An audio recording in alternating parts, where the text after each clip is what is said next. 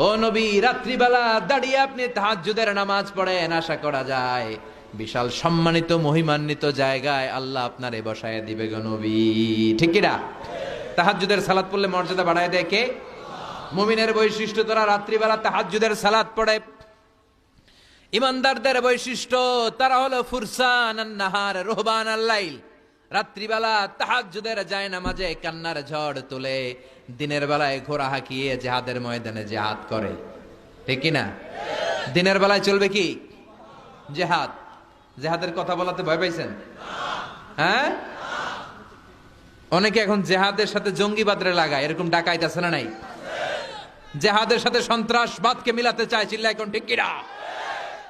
জঙ্গিবাদ আর সন্ত্রাস এক জিনিস, জেহাদ আরেক জিনিস। জেহাদরে ফরজ করছে কে? আর জঙ্গিবাদকে হারাম করেছে কে?